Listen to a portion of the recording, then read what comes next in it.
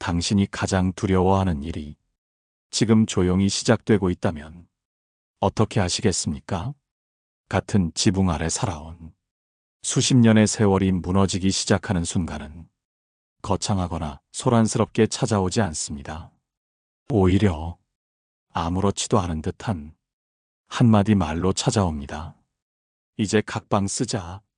여러분, 만약 여러분의 배우자가 어느 날 갑자기 그 말을 꺼낸다면 절대 가볍게 넘기지 마세요. 오늘 방송은 바로 이 조용한 균열의 신호를 어떻게 읽고 어떻게 대응해야 하는지에 대해 차근히 말씀드리겠습니다.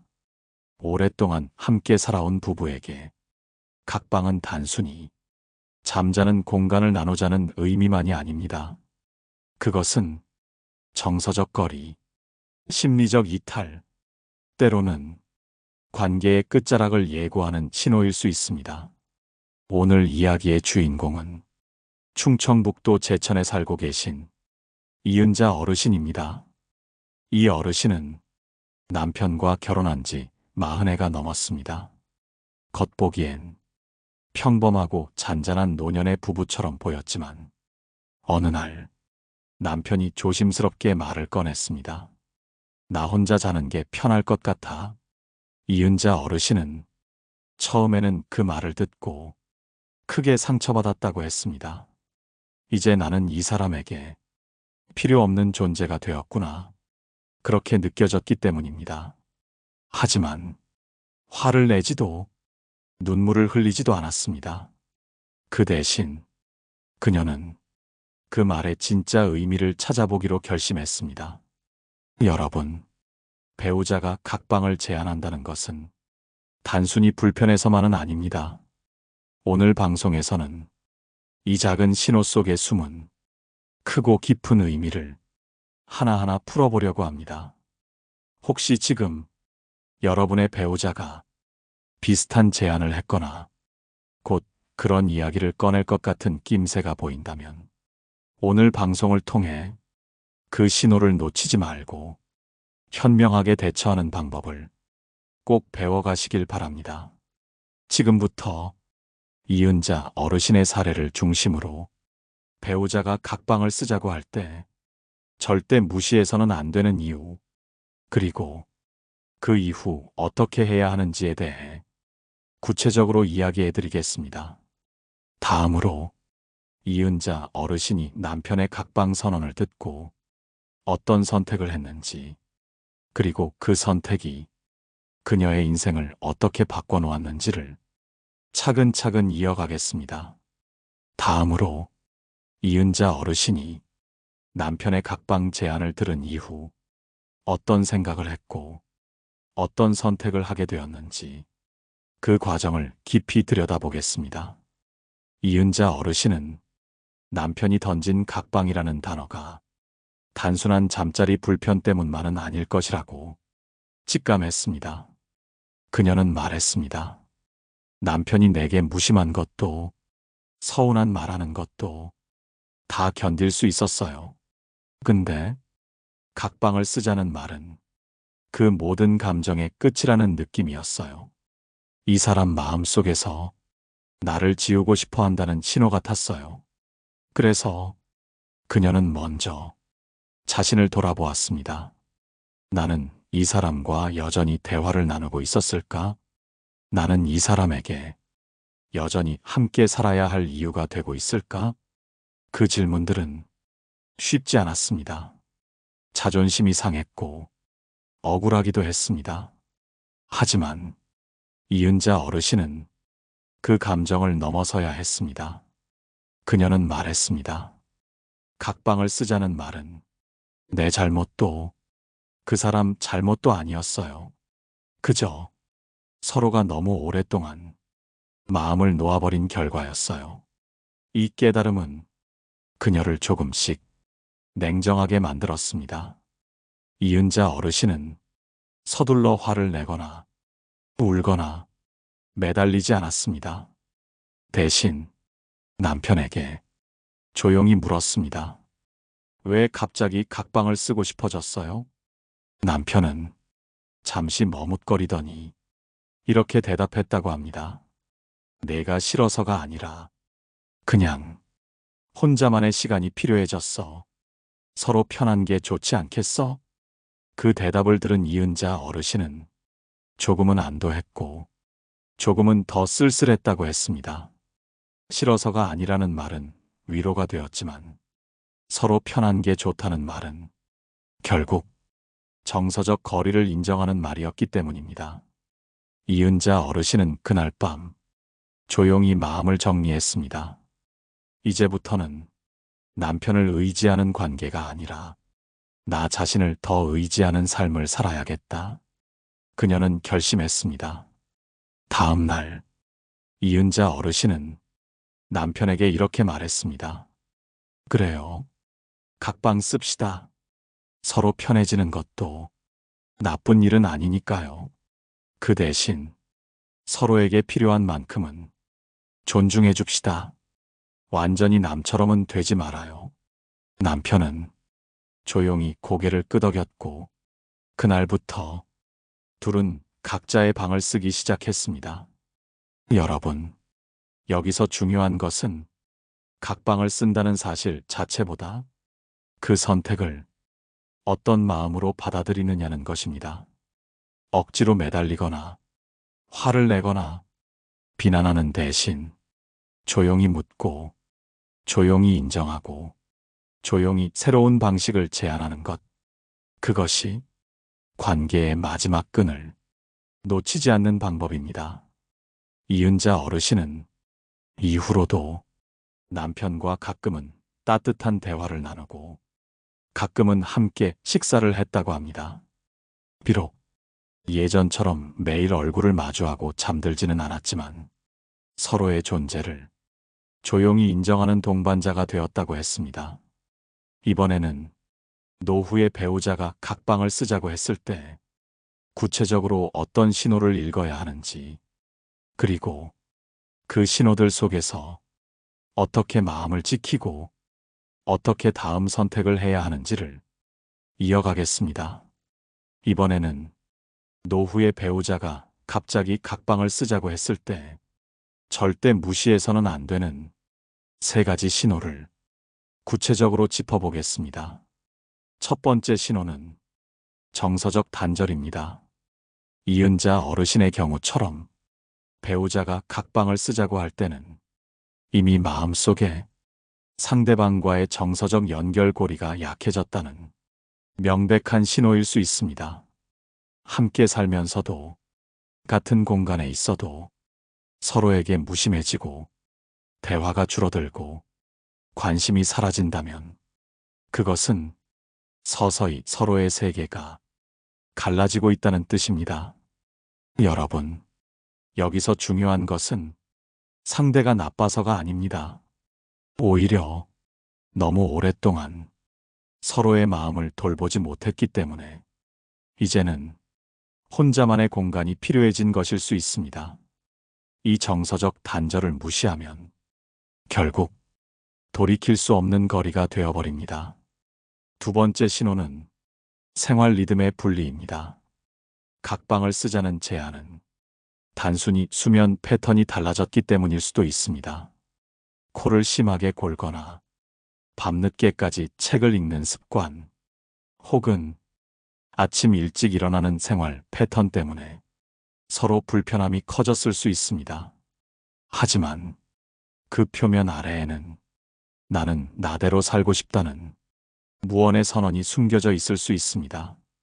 생활 리듬의 분리는 점점 더 각자의 시간을 소중히 여기고 싶어 한다는 마음의 표현일 수 있습니다.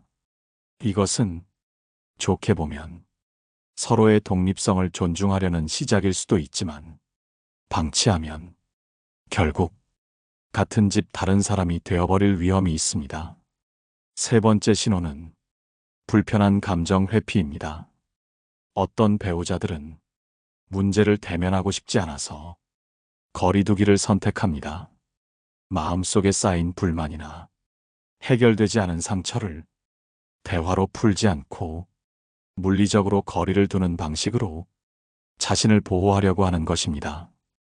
이 경우 각방은 일종의 감정 방어막 역할을 합니다. 하지만 문제를 대면하지 않고 거리만 두게 되면 오히려 서로에 대한 오해는 깊어지고 상처는 더 커질 수 있습니다.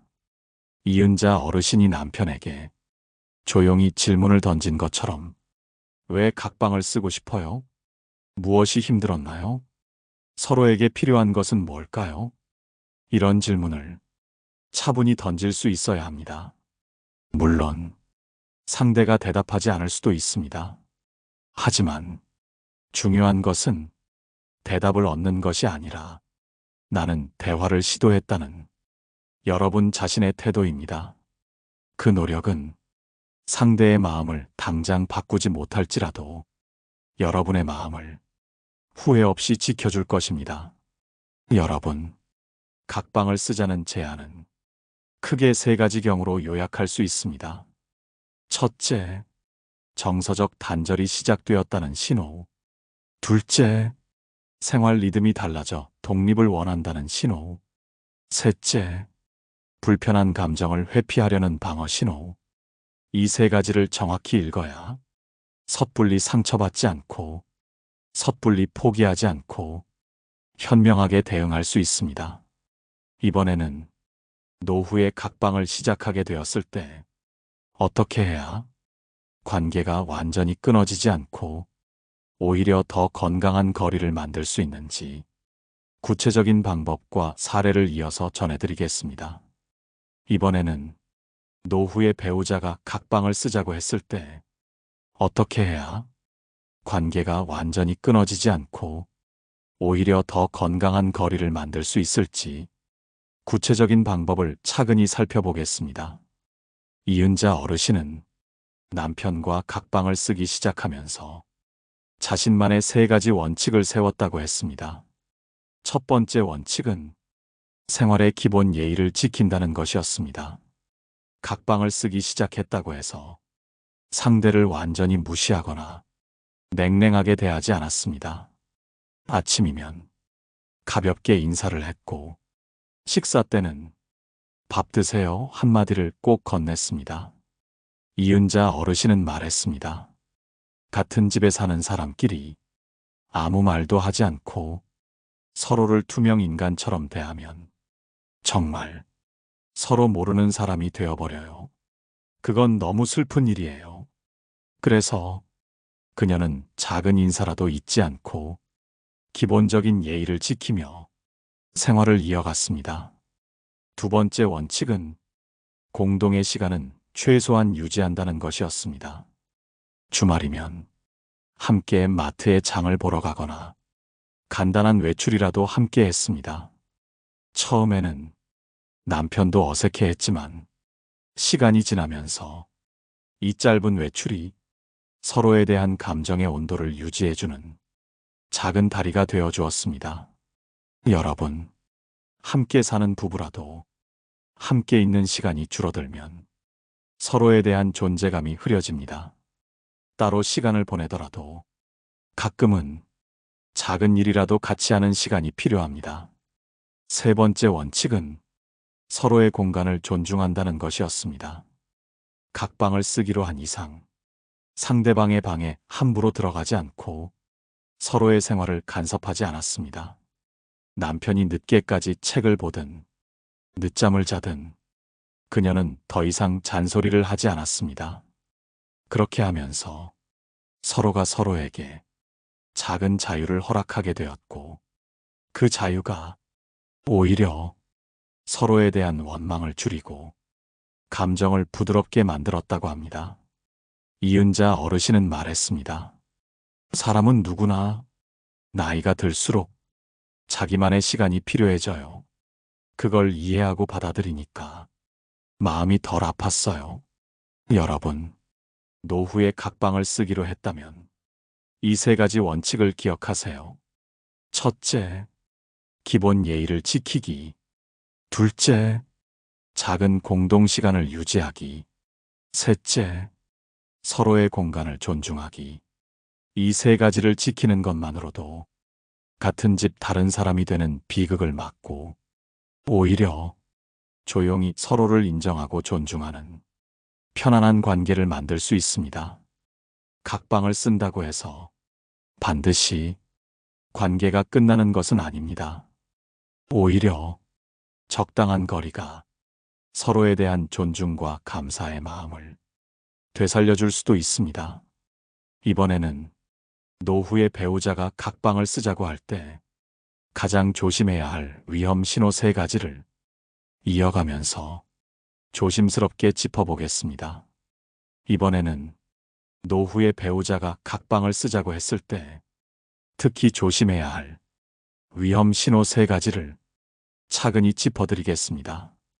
첫 번째 위험 신호는 대화 단절입니다. 각방을 쓰게 되면 물리적으로 거리가 생깁니다. 문제는 이 물리적 거리가 감정적 거리까지 벌어지게 만든다는 데 있습니다. 함께 누워있던 때는 잠들기 전 짧게라도 대화를 나누거나 서로의 기분을 읽을 수 있었지만 각방을 쓰게 되면 이런 자연스러운 교류가 사라지기 쉽습니다.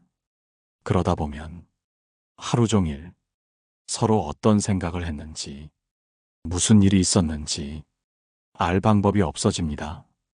이것이 우리는 함께 살지만 서로의 삶을 모른다는 무서운 단절로 이어질 수 있습니다. 여러분, 대화는 부부 사이의 혈관과도 같습니다. 혈관이 막히면 몸이 병들 듯 대화가 끊기면 관계도 서서히 숨통을 잃습니다. 따라서 각방을 쓰더라도 짧게라도 하루에 한 번은 서로의 안부를 묻고 소소한 이야기를 나누는 노력이 필요합니다. 두 번째 위험 신호는 생활 리듬의 완전 분리입니다.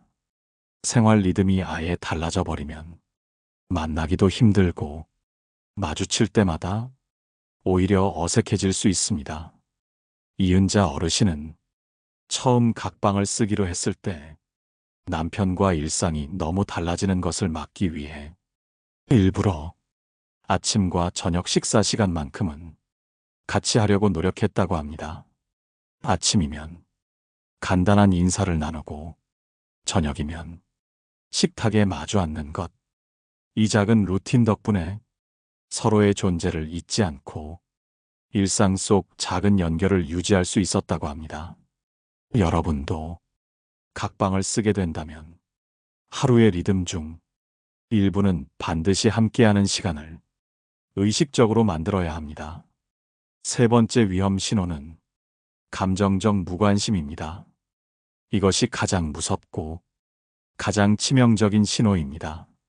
처음에는 편하려고 시작한 각방이 시간이 지나면서 서로에게 무관심해지는 길로 이어질 수 있습니다. 상대방이 아파도, 피곤해 보여도, 슬퍼 보여도 나와는 상관없는 일처럼 느껴지는 순간 그 관계는 이미 큰 균열을 맞은 것입니다. 이런 감정적 무관심은 특히 오랫동안 쌓여온 불만이나 상처가 제대로 풀리지 않고 남아있을 때 더 빨리 찾아옵니다. 따라서 각방을 쓰더라도 상대방의 작은 변화를 눈여겨보고 아플 때는 챙기고 힘들어 보이면 말 한마디라도 건네야 합니다. 이은자 어르신은 남편이 감기에 걸렸을 때 비록 따로 자고 있었지만 괜찮아요? 약은 드셨어요? 하고 짧게라도 물어보았다고 합니다. 그 한마디에 남편은 고맙다는 눈빛을 보였고 그 작은 교류가 서로에 대한 따뜻한 감정을 잊지 않게 해주었다고 합니다. 여러분, 각방을 쓴다는 것은 삶의 방식이 달라진다는 것이지 마음을 끊는다는 뜻은 아닙니다. 서로의 존재를 잊지 않는 것, 서로의 삶을 존중하는 것, 그것이 각방이라는 선택을 하면서도 관계를 잃지 않는 가장 중요한 자세입니다. 이번에는 지금까지 말씀드린 내용을 종합해서 노후에 각방을 쓰게 되었을 때 가장 현명하게 관계를 지켜내는 3가지 실천법을 이어가겠습니다. 이번에는 노후의 배우자와 각방을 쓰게 되었을 때 관계를 무너지지 않게 지키는 가장 현명한 3가지 실천법을 구체적으로 말씀드리겠습니다. 첫 번째 실천법은 감정 표현을 꾸준히 한다는 것입니다. 각방을 쓰게 되면 자연스럽게 말수가 줄고 서로에 대한 관심 표현도 소홀해지기 쉽습니다. 하지만 오히려 이럴 때일수록 의식적으로 감정을 표현해야 합니다. 오늘 하루가 어땠는지, 피곤하지는 않았는지, 작은 말 한마디라도 따뜻하게 건네는 노력이 필요합니다. 예를 들어, 오늘은 피곤해 보이네요. 따뜻한 차라도 한잔 하세요. 이런 짧은 말 하나가 서로의 마음에 온기를 남길 수 있습니다. 이은자 어르신도 남편과 각방을 쓰면서 매일 저녁 짧게 안부를 묻는 시간을 꼭 가졌다고 합니다. 그 덕분에 완전히 멀어지는 것을 막을 수 있었다고 했습니다. 두 번째 실천법은 작은 공동의 목표를 만든다는 것입니다. 같이 살아가지만 서로 다른 공간을 쓰게 되면 공통의 관심사나 목표가 사라지기 쉽습니다. 그러다 보면 서로의 세계가 완전히 달라지고 더는 함께할 이유를 찾지 못하게 됩니다.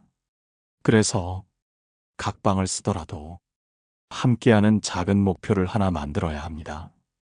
예를 들면 주말마다 함께 산책하기, 한 달에 한 번은 함께 외식하기, 같이 키우는 화분을 돌보기, 이런 아주 사소한 목표라도 둘 사이에 우리는 여전히 함께 무언가를 하고 있다는 느낌을 남겨줄 수 있습니다. 이은자 어르신 부부는 작은 텃밭을 함께 가꾸기로 했습니다. 주말이면 둘이 같이 나가 상추를 심고 고추를 따며 짧지만 소중한 시간을 쌓아갔습니다. 그 시간들이 서로의 존재를 다시 확인하는 소중한 연결고리가 되어 주었다고 합니다. 세 번째 실천법은 서로의 자유를 존중하면서 기본적인 신뢰를 지킨다는 것입니다. 각방을 쓰게 되면 서로에 대한 신뢰가 흔들릴 수도 있습니다. 혹시 이 사람 마음이 변한 건 아닐까?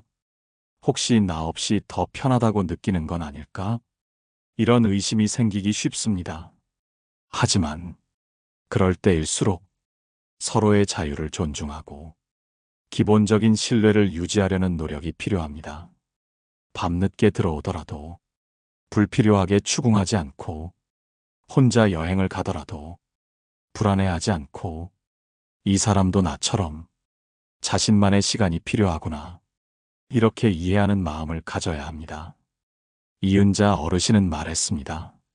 남편이 혼자 여행을 가겠다고 했을 때 옛날 같았으면 섭섭했을 거예요.